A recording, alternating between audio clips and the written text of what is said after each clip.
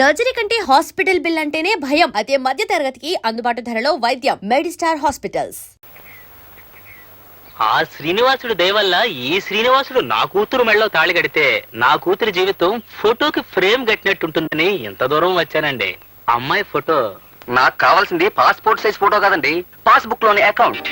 మా వాడి రేటు ఎంత పలుకుతుందో చెప్పాం కదా.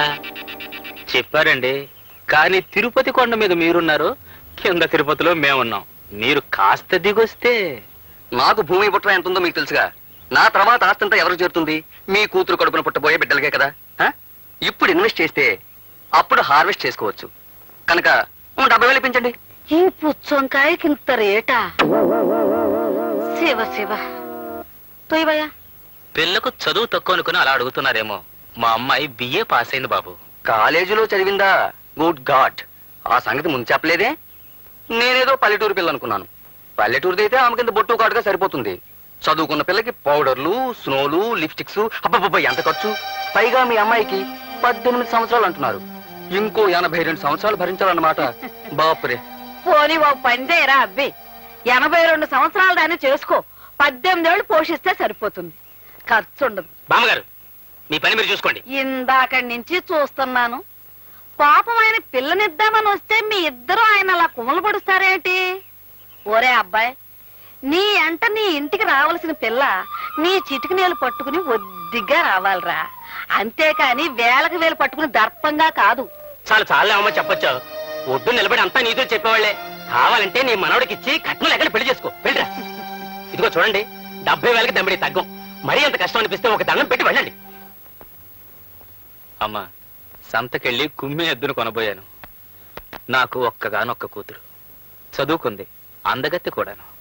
ఇప్పుడు అక్కడ జరిగిన మాటల్లో మీకు మనవాళ్ళు ఉన్నారని తెలిసి. అయ్యో బాబు, పెళ్లి కావాల్సిన నా పెద్ద మనవడు ఏం చదువుకోలేదు మరి. ఇప్పుడే కదా బామ్మగారు చదువుకున్న వాడిని చూశారు. నా బిడ్డ భవిష్యత్తు బాగుపడాలంటే చదువు ముఖ్యం కాదు, సంస్కారం అని అర్థమైంది నాకు. మీ ఇంట్లో అడుగు పెడితే నా బిడ్డ సుఖపడుతుందన్న నమ్మకం నాకు ఏర్పడిందమ్మా. సంతోషం. నా మనవడికి కూడా ఒక మాట చెప్పాలిగా. వాడిప్పుడు పని మీద పట్నం వెళ్ళాడు.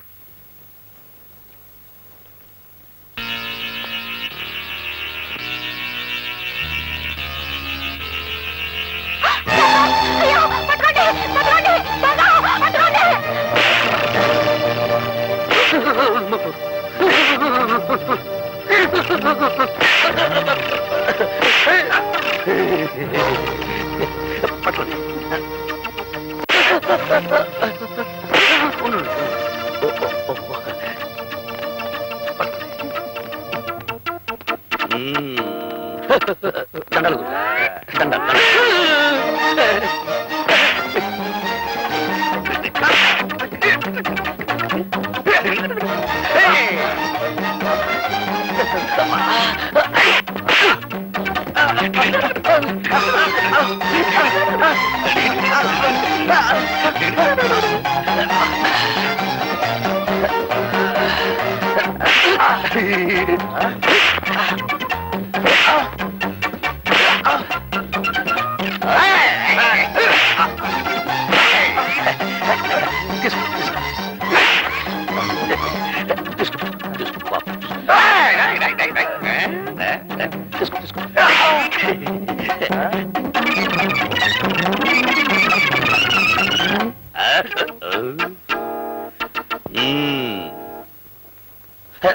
సంచులు అన్నీ ఉన్నాయో చూసుకోండి.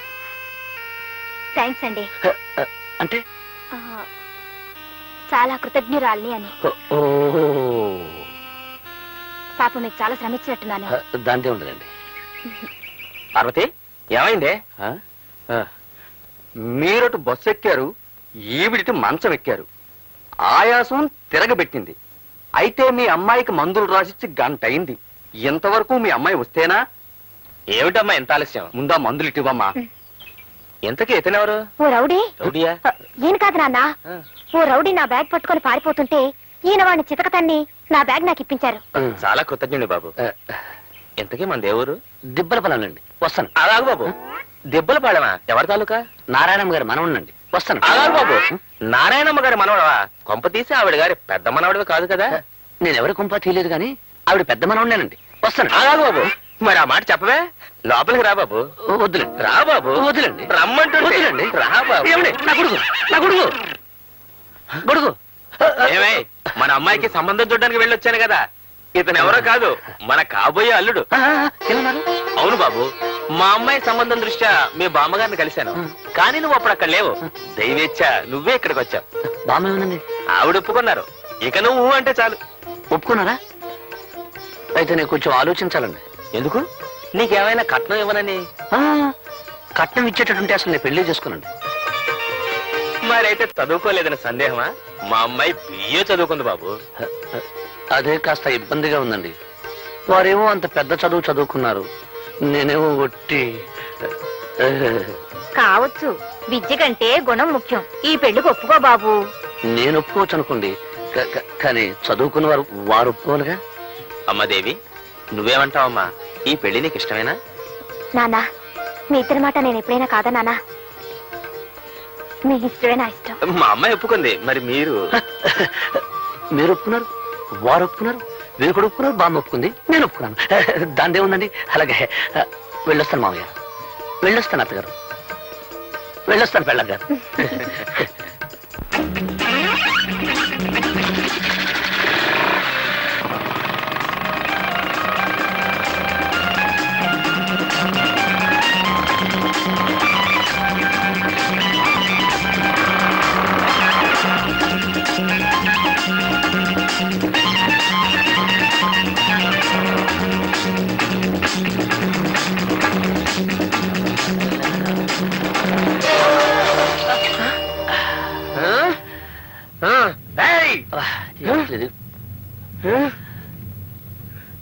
వదులు.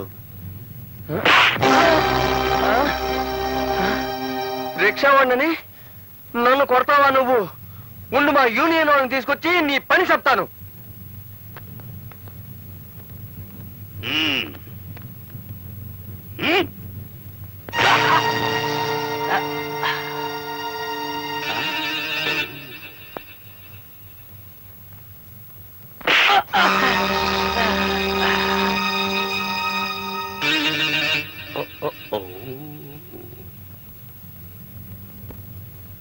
ఈ చొక్క పట్టుకో, వాడి సంగతి నేను చెప్తాను.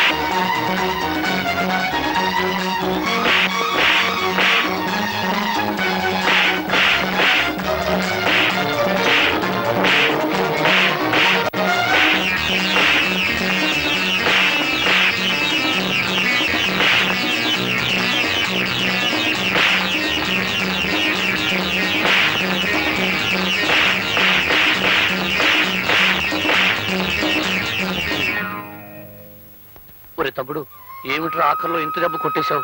నిజంగా తగిలిందానే? ఐఎమ్ సారీ రా. నువ్వు మాత్రం ఇక్కడ నిజంగా కొట్టలేదేంటి? పర్లేదులే. ఒరే తమ్ముడు, మనం ఈ మాత్రం కొట్టేసుకోలేదనుకో, ఆ రిక్షావాడు యూనియన్ మనుషులను తెస్తానంటున్నాడు. పట్నంలో యూనియన్ మనుషులంటే ఒరే పక్కలిరగదన్నే ముఠ అని మన ఊళ్ళో చెప్పారా. నువ్వెక్కడ ఇబ్బందుల్లో పడిపోతావోనని. సరే వెళ్దా పద. అవతలకి పోయిన వాళ్ళు యువతలకి రాలేదు, ఏమయ్యారిద్దరు? అటురా.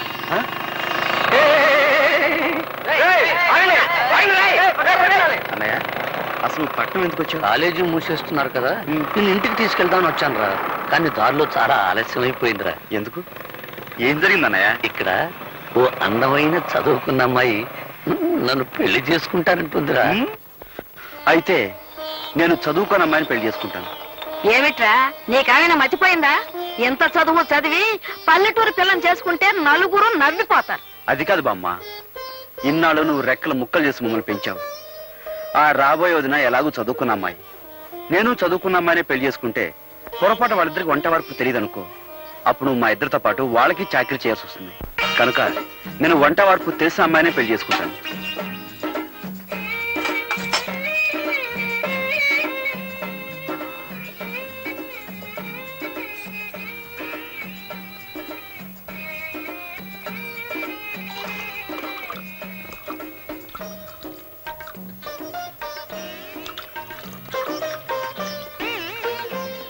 ఈ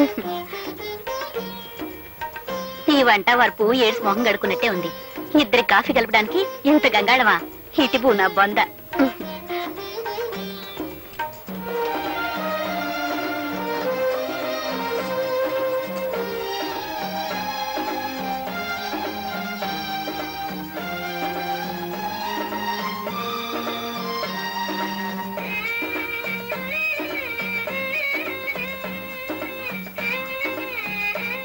మా కట్న కానుకలు అక్కర్లేదు, అబ్బాయి పెళ్లి మాత్రం బాగా జరిపించాలి. ఓ ఘనంగా తప్పకుండా జరిపిస్తాం. చూడండి, పెళ్లి కూతురు వచ్చేలోగా అబ్బాయిని ఏమైనా అడగదలుచుకుంటే అడగండి.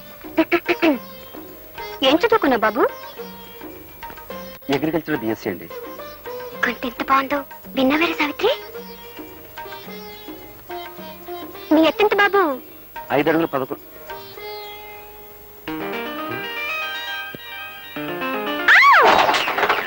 ఏమిటా చప్పుడు? అదిగోనమ్మా పెళ్లి కూతురు. పెళ్లి కూతురా? పెళ్లి కూతురు లక్షణంగా ఉంది.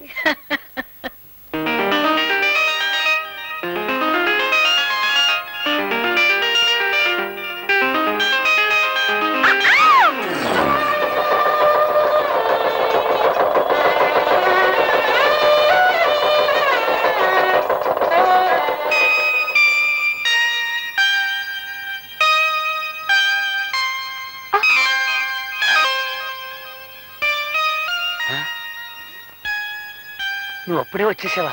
నువ్వు రాకముందే రికార్డు వేసి తమాషా చేద్దాం అనుకున్నాను. రా నీకోసం రికార్డు వేస్తున్నాను.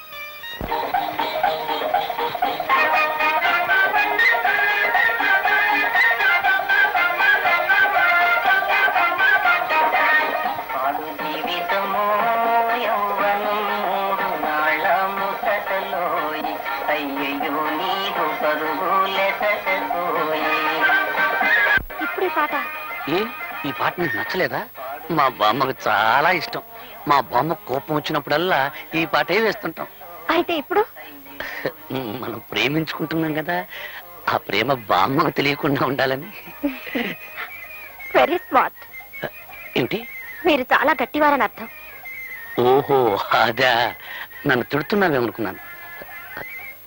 చూడు దేవి, నాకు తెలిసిన భాషలో నన్ను తిట్టినా పర్వాలేదు, కానీ నాకు తెలియని భాషలో నన్ను పొగిడితే ఒళ్ళు మండిపోతుంది.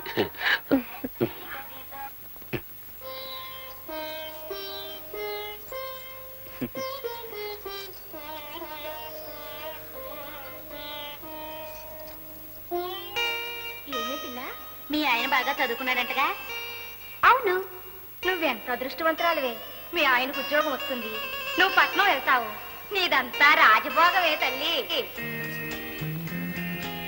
ఏమండి, ఏమిటి? మనం పట్నం ఎప్పుడు వెళ్ళిపోతున్నాం? పట్నమా? ఆ, అక్కడ మనకేం పని? మా ఊళ్ళో వాళ్ళంతా నువ్వు చదువుకున్న వాడిని పెళ్లి చేసుకుంటున్నావు, నేను చక్కా పట్నంలో కాపురం పెట్టేయచ్చు అన్నారు. అందుకని. ఓహో అలాగా. కానీ నేను చదివింది అగ్రికల్చర్ బిఎస్సీ. అంటే ఆ చదువు ఇక్కడ వ్యవసాయం చేయడానికే పనికొస్తుంది. ఏమండి, బిఎస్సీ అంటే ఎన్నో క్లాస్ అది? ఎన్నో క్లాస్ అంటే 15వ క్లాసు. అయితే ఇంకేమిటండి, 3వ క్లాస్ చదివిన మా శకుంతలే పట్నంలో పెద్ద ఆఫీసర్ ఉద్యోగం చేస్తుంది. మీరు 15 క్లాసులు చదివారు కదా, మీకు ఇంకా పెద్ద ఉద్యోగం వస్తుంది. నీ లెక్క ప్రకారం 3వ క్లాస్ చదివిన దానికి పెద్ద ఆఫీస్ ఉద్యోగం వస్తే నేను పెద్ద చదువు చదివాను కదా, అందుకని రోడ్డు మీద పునుకులు బజ్జలు వేసుకుని బతకాలన్నమాట. ఛీ, వాడు. నేననేది చూడలే, నేను ఒక విషయం చెప్పనా? నాకు వ్యవసాయం చేయడం అంటే ఇష్టం, అది నా వృత్తి. పైగా ఇక మాకు బోర్డు భూములు ఉన్నాయి. ఓహో అలాగా. ఉమ్. మ్.